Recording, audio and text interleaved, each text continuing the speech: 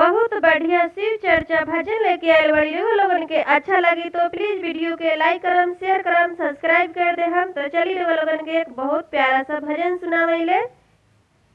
सुतल भोला के जगाई कोई से, अपना सुतल भोला के जगाई कोई से, बिना कैले दर्शनवा घरवा जाई कोई से, बिना कैले दर्शनवा घरवा जाई कोई से।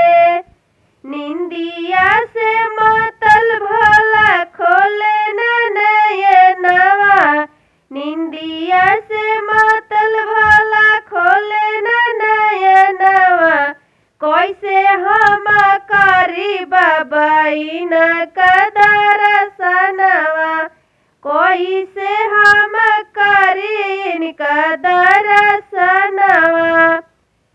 भंगिया धतुरवा चढ़ाई कोई से, भंगिया धतुरवा चढ़ाई कोई से, अपना सुतल भोला के जगाई कोई से, अपना सुतल भोला के जगाई कोई से, बिना कैले दर्शनवा घरवा जाई कोई से, बिना कैले दर्शनवा घरवा जाई कोई से।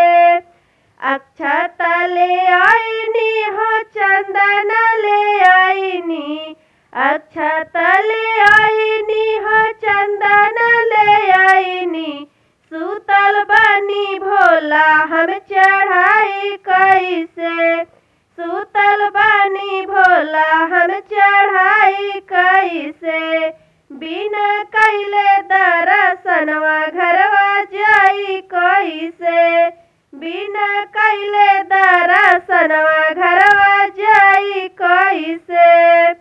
दूधवा ले आईनी हो जलवा ले आईनी, दूधवा ले आईनी हो जलवा ले आईनी, सुतल बनी भोला हम चढ़ाई कैसे, सुतल बनी भोला हम चढ़ाई कैसे, बिना कैले दर्शनवा घरवा जाई कैसे।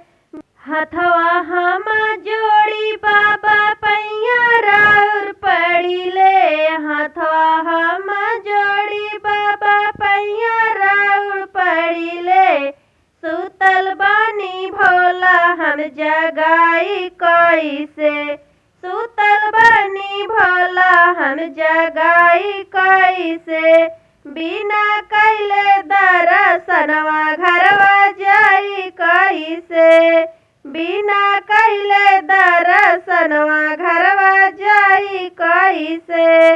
हर हर महादेव।